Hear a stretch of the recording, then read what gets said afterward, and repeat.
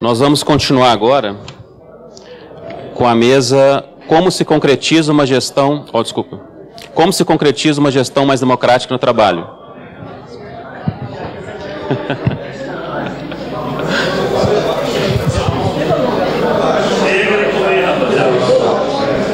Vai ter que começar... Vamos começar começando, né?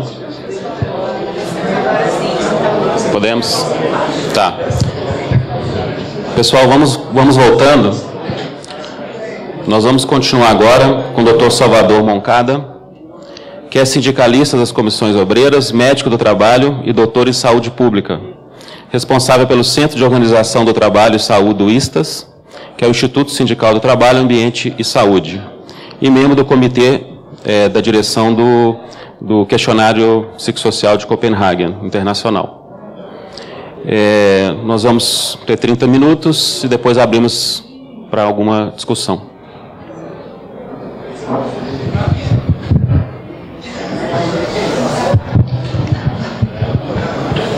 Bueno, buen día. Buenos días.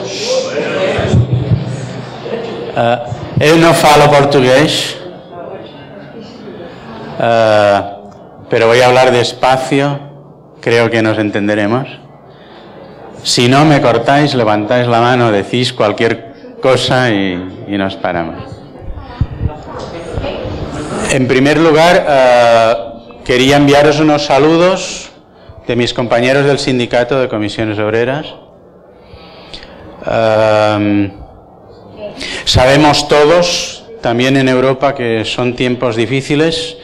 Hay países en que derrocan gobiernos legalmente constituidos y hay otros en que hacen otras cosas que no son mucho mejores, como los nuestros, ¿no?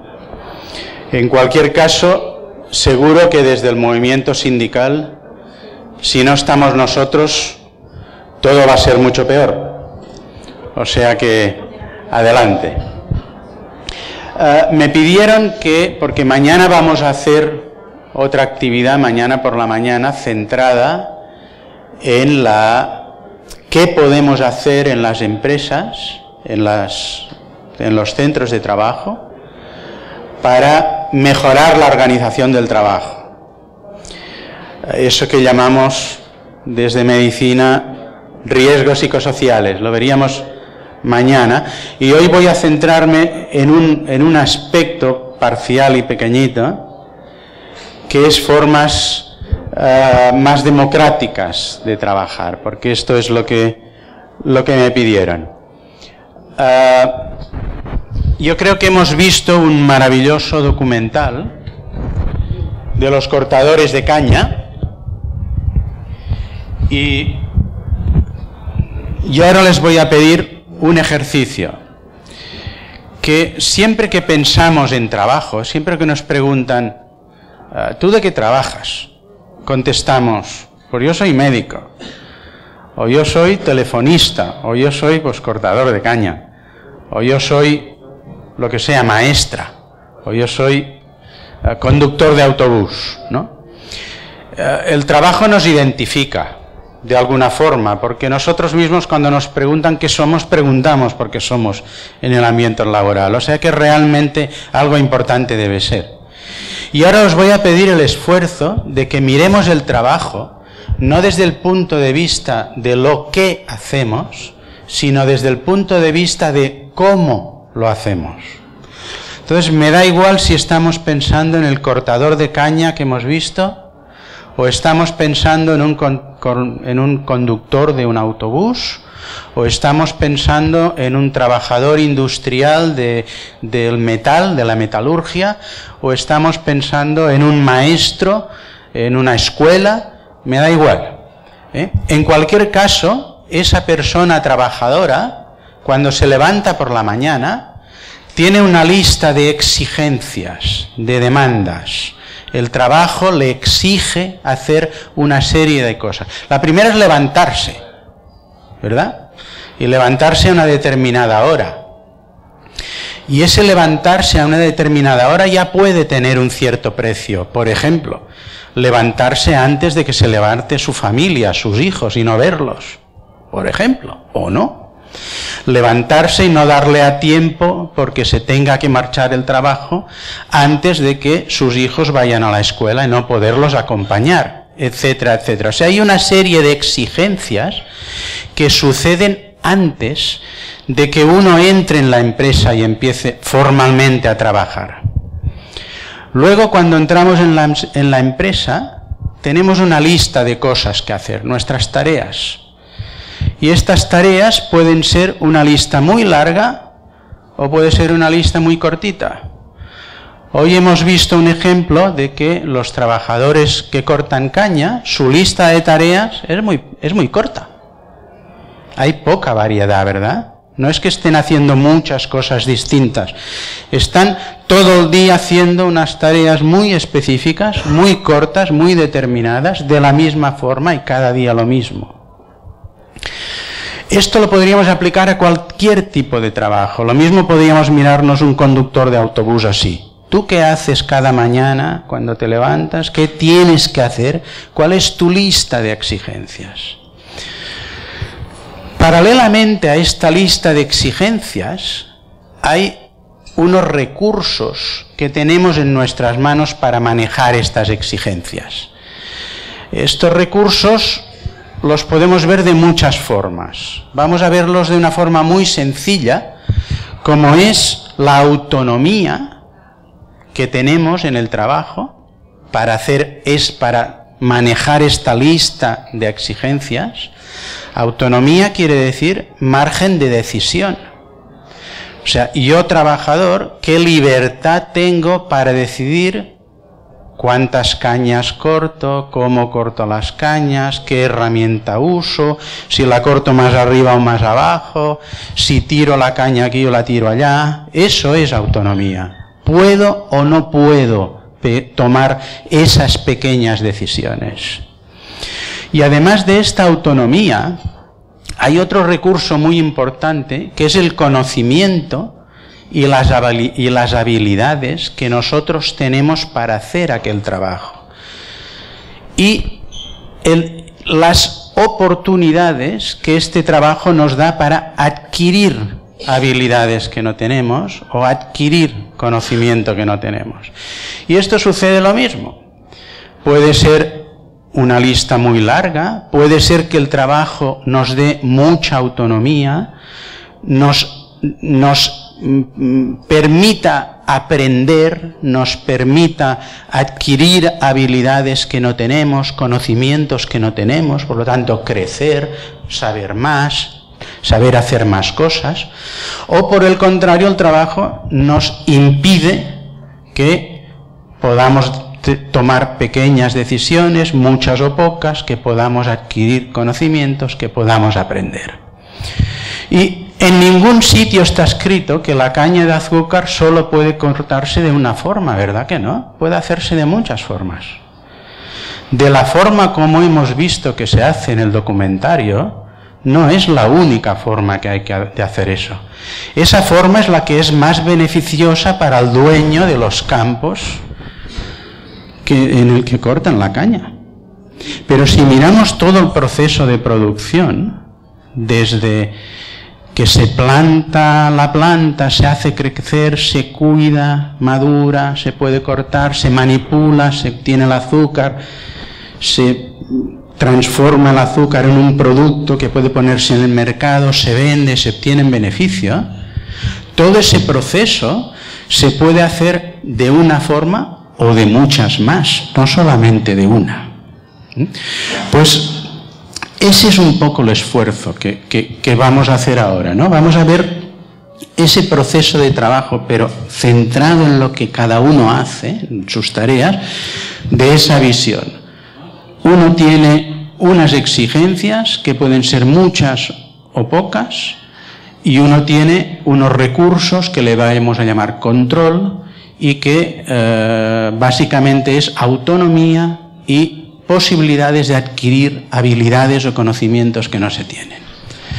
Pues bien, si dividimos todos los trabajos de esta forma tan simple, este es un modelo muy conocido, se conoce como demanda-control, fue desarrollado a finales de los años 70 por un arquitecto arquitecto norteamericano trabajando en Suecia.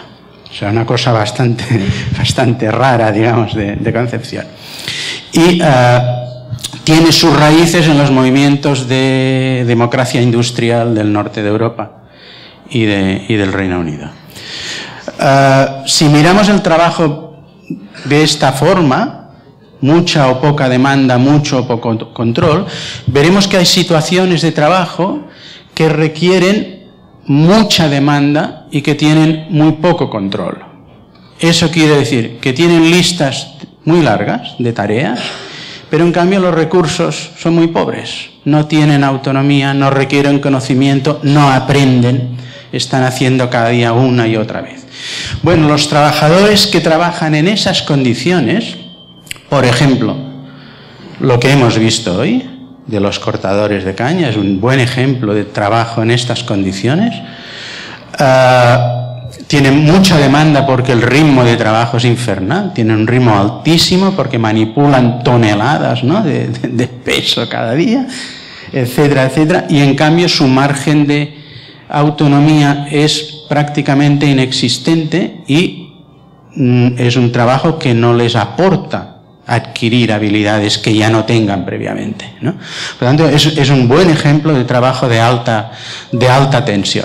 Bueno, pues los trabajadores expuestos a este tipo de trabajo tienen más del doble de riesgo de morir de infarto de miocardio, de enfermedad cardiovascular, que los otros trabajadores. O sea, hablando más claro, el trabajador de una cadena de montaje de industria del automóvil, que es otro buen ejemplo de o de las cajeras de los grandes supermercados, que es otro tipo, son las cadenas de montaje modernas, tienen más del doble de riesgo de muerte por enfermedad cardiovascular que los directivos de estas empresas. No es al revés, nos han vendido que es al revés, que el directivo pobrecito está muy estresado. No es verdad. El trabajador de la cadena, el trabajador que hace el trabajo en alta tensión, con alta exigencia y bajo control, ese es el que tiene el problema. Y ese problema es muy importante porque más de 2 veces de riesgo de morir, estamos hablando de muertes, es un riesgo importante. Además, podríamos añadir aquí muchas otras cosas. Podríamos hablar de enfermedades mentales, etcétera, etcétera. Pero para simplificar, me quedo en hablando de muertos porque parece que si no hablas de muertos es como si no hablaras de salud. Bien, ahí podríamos poner, ya que os hablo en español, me permití hacer las diapositivas en portugués, perdonad las faltas de ortografía, que seguro que debe haber más de una. Podríamos hablar de que a este modelo le faltan más cosas, ¿eh? Por ejemplo, un tercer factor, además de las exigencias y el control, muy importante, es el apoyo social, es la ayuda que obtenemos en el trabajo de nuestros compañeros y nuestros superiores, si es que la hay, ¿eh? Esa ayuda, ese apoyo social, facilita mucho las cosas o al revés, o las empeora. Y por lo tanto sería un tercer factor importante. Podríamos hablar también, muy importante, de las compensaciones. Hay quien este modelo se lo mira diciendo, no, el problema no es el conflicto entre exigencias y control. El problema es el conflicto entre exigencias y compensaciones. O sea, salario, yo me esfuerzo mucho, pero mi trabajo es muy exigente, hay mucha exigencia, pero el salario es bajo. O mi trabajo es muy exigente, pero no hay reconocimiento, soy un simple número, soy una simple máquina, no soy nadie, no tengo ni nombre. O el trabajo me cuesta a mí mucho, me exige muchas cosas, pero yo no tengo seguridad, yo no sé si voy a trabajar mañana, yo no sé si voy a trabajar la semana que viene, yo no sé qué voy a ganar mañana, no sé si mi salario subirá, bajará, si me cambiarán el horario, etc. El conflicto de base es precisamente este. En el documental esto también lo veíamos. Hay muchas formas de cortar caña. Sin embargo, sin embargo, hemos visto hacerlo de una forma. Y ese es el problema. Porque el trabajo se piensa de forma que, y se organiza de forma que, quien lo diseña no es quien lo hace. Quien lo hace, quien ejecuta el trabajo, no lo diseña ni lo controla. Lo controlan y lo diseñan los propietarios, los empresarios, a través de sus dirigentes, sus ingenieros, sus médicos también a veces. Pero no lo controlan ni lo diseñan los trabajadores, que sin embargo cada día lo hacen y saben perfectamente cómo se hace. Ese es el conflicto de base. El conflicto de base es eso que se llama, que le dicen organización científica del trabajo, y que es un insulto a la ciencia decir que eso es científico. Es un verdadero insulto. No hay nada más carente de método científico que esa bazofia. Pero se sigue usando eso. Se lo inventaron en Estados Unidos en la industria del automóvil cuando empezó el trabajo en cadena, y en distintas formas, con muchas caras, lo han pintado de rosa, pero sigue patente hoy día de forma absolutamente hegemónica. Y ese es el conflicto. Esa organización del trabajo que considera que el trabajo debe ser pensado por unos y ejecutado por otros. Que al trabajador se le debe pagar por productividad, o mejor dicho, en realidad por intensidad. Que, por lo tanto, somos simplemente un recurso más, ¿no? Somos una materia prima que tiene su coste y que tiene su desgaste, y que cuando se desgasta, pues se repone. Se repara, si es posible, y si no, se repone y adiós. Y que, por supuesto, requiere el desarrollo de estructuras jerárquicas muy rígidas, porque sin estructuras jerárquicas eso no se aguanta. Ese es el conflicto de base. Y lo que sucede es justamente que los seres humanos no somos eso. Los seres humanos somos seres creativos, somos seres que no es que nos guste aprender, no nos gusta aprender, necesitamos aprender, es diferente. No es que seamos felices cuando aprendemos, no, es que precisamente somos humanos porque aprendemos, si no seguiríamos siendo monos. No es que aspiremos a tomar decisiones, es que necesitamos ser dueños de nuestra vida, de nuestro futuro, y nuestro futuro empieza hoy, con mi horario, con si puedo acompañar a mi hijo a la escuela, con si puedo comer con mi familia, con etcétera, etcétera, etcétera.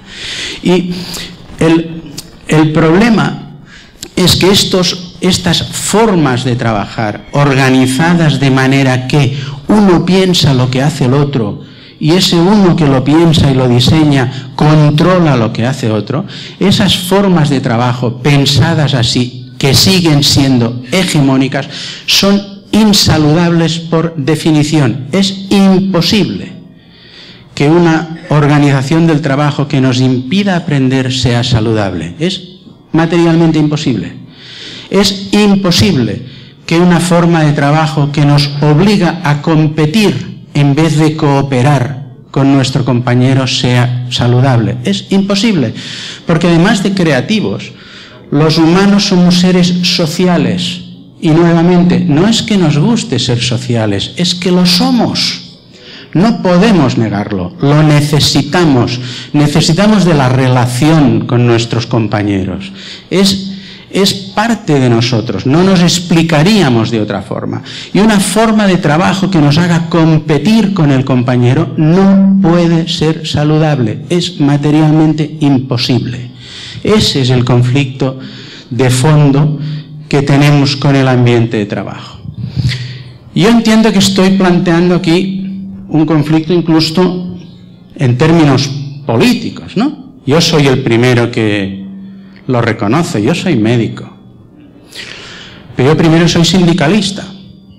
Y soy sindicalista porque como médico del trabajo, la tarea más importante que tenemos es ser sindicalistas. Porque si desde abajo no intentamos de revertir esa situación, el cambio es sencillamente imposible. No se trata de que 4 elegidos muy inteligentes nos dicen por dónde tenemos que ir. Eso siempre ha salido mal. Eso siempre ha salido mal. Se trata de que entre todos veamos cómo podemos revertir esto. Y no hay otra forma de revertirlo que desde el día a día. Y ese día a día siempre es contradictorio, siempre es difícil. Siempre ganas algo y pierdes algo, porque es esta la realidad que vivimos, ¿no? El blanco y el negro nunca son puros, ¿verdad? Siempre nos movemos entre un montón de grises que hay por el medio. Y, claro, podríamos decir, el problema básico es que mientras haya personas que sean dueñas de los medios de producción y otras que no lo sean, va a haber explotación. Bueno, en términos políticos probablemente esto es cierto. La pregunta es, ¿estamos hoy en condiciones de cambiar esto? Y si la respuesta es que no, como me temo, la otra pregunta es, ¿y qué hacemos mientras? ¿Nos quedamos calladitos y sentaditos esperando a que podamos cambiar el sistema económico de fondo? La respuesta a los sindicalistas es que no. No nos quedamos quietecitos.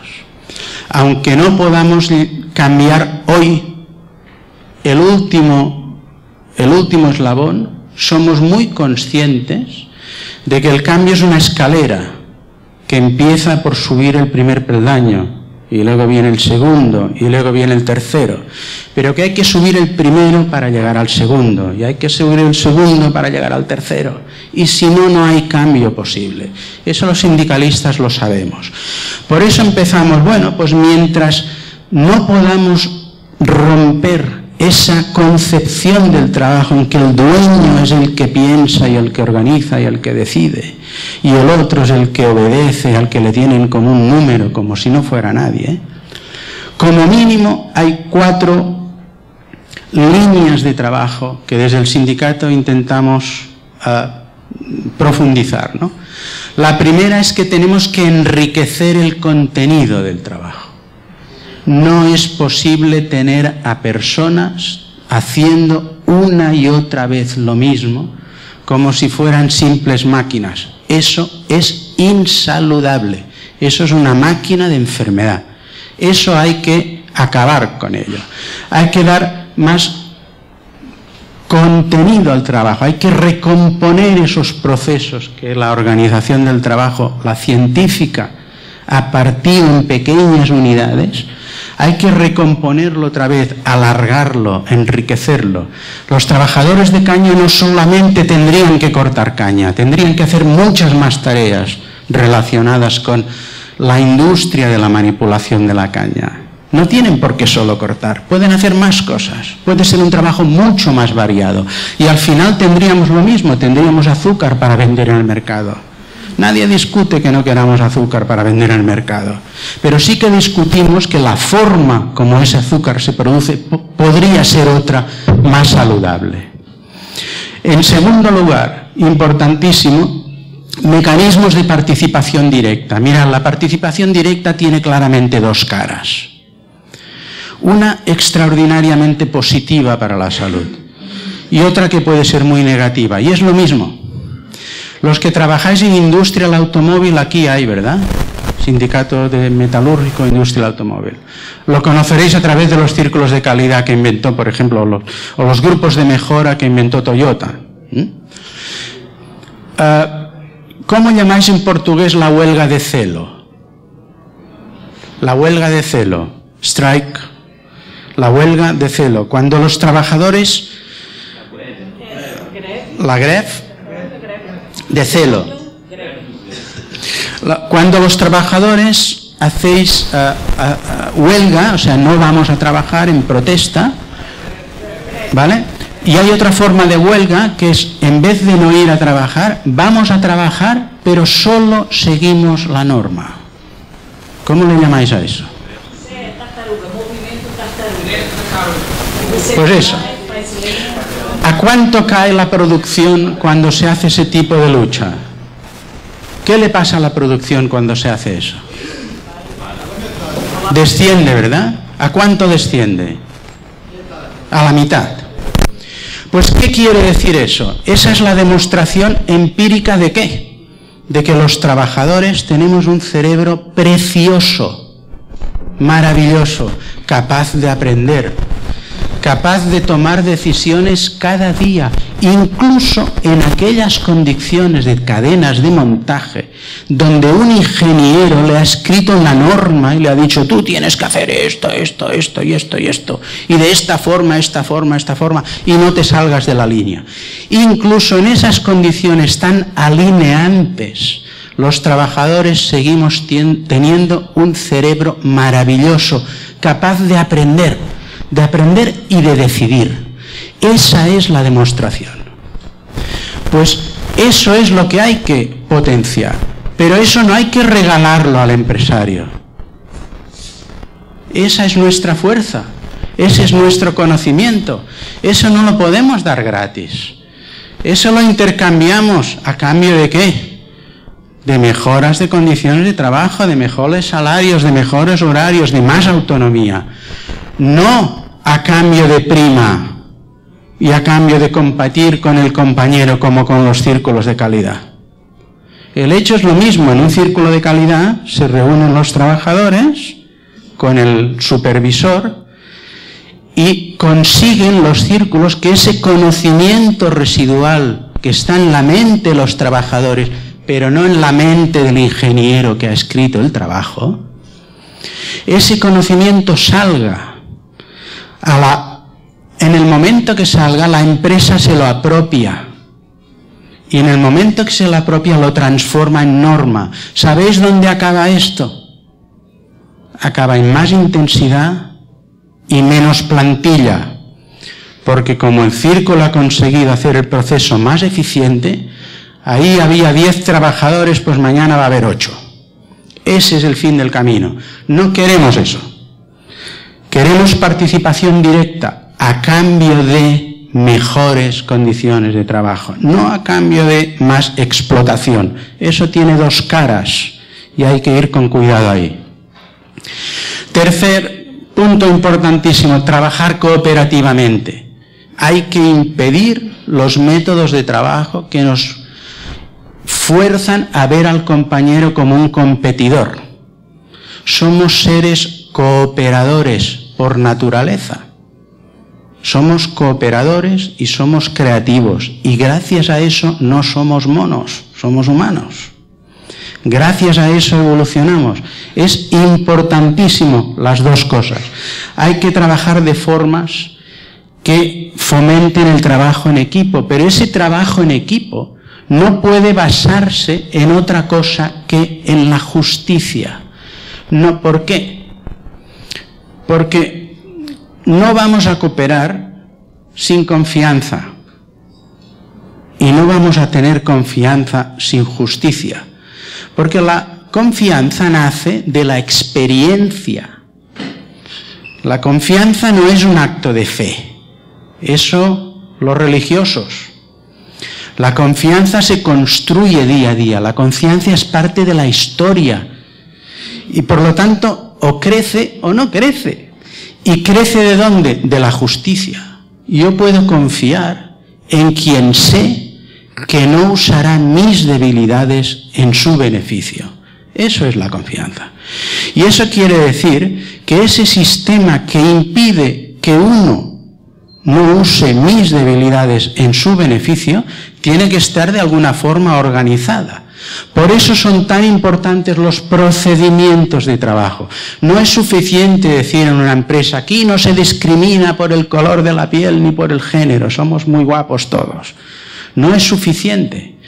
Hay que bajar a los procedimientos de selección de personal para ver que efectivamente una mujer tiene la misma probabilidad de un hombre de ser elegido para este trabajo. Tiene la misma probabilidad de un hombre para poder trabajar en las mismas condiciones, etcétera, etcétera, etcétera. Eso en todos los casos. Y a eso se le llama procedimientos. Es muy importante elaborar procedimientos justos de trabajo, que no permitan la desigualdad que la combatan, que no permitan sobre todo la arbitrariedad del empresario. Decir, mira, a ti te doy esto porque me caes bien. Y tú fastídiate porque en fin, porque eres sindicalista. Y oye, ya está bien de... ¿no? Eso hay que cortarlo. Y otra línea importante es la de las exigencias. Esa lista de exigencias tiene que tener un límite. No podemos trabajar todo el día. El trabajo, ahora por ejemplo, en España, en toda Europa, en España hay un nivel de desempleo espectacular. Los jóvenes más del 50%. Hay un nivel de precariedad enorme. Si eres mujer, joven, inmigrante, trabajadora manual, tienes todos los números todos los números de la lotería para trabajar en trabajo precario. Eso quiere decir salarios por debajo del salario mínimo, horarios muy por encima de la jornada habitual y contrato pues de días, con suerte de alguna semana. Y el problema es que a pesar del desempleo, a pesar de lo que dicen que es una crisis, a pesar de eso, las horas de trabajo de los que trabajan han aumentado. Casi la mitad de la población trabajadora española, de la población formal, trabaja más de lo que tendría que trabajar por contrato. Es enorme. Una cuarta parte de la población que tiene empleo formal, trabaja cada día como mínimo media hora de más. Como mínimo media hora de más. Relacionado con esto está la interferencia del horario de trabajo con la vida social. Tenemos roles distintos, somos mamás, papás, vecinos, ciudadanos, sindicalistas, lo que sea, trabajadores, y lo somos todo a la vez. Los tiempos no van uno detrás de otro, los tiempos son sincrónicos, no son diacrónicos, no es primero que soy una cosa y luego la otra y luego la otra, lo somos todo a la vez. Y eso hay que manejarlo, y hay que manejarlo de forma favorable a la salud, no de forma saludable al empresario. Y por último, hay que conseguir trabajo estable, trabajo seguro. La precariedad es la primera amenaza de la salud, sin duda, sin duda. Estas creo que serían, desde nuestro punto de vista, las líneas maestras, los mínimos hacia donde avanzar. Antes os decía la crisis que dicen, ¿no? Es que es verdad, es una farsa. Muchas gracias.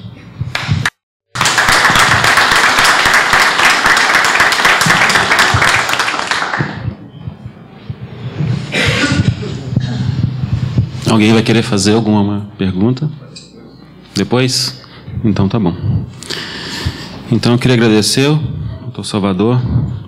Muito obrigado. E estaremos amanhã num curso, né? Eu não sei, o pessoal que não se inscreveu ainda, aproveitem, que é imperdível. Então muito obrigado, professor.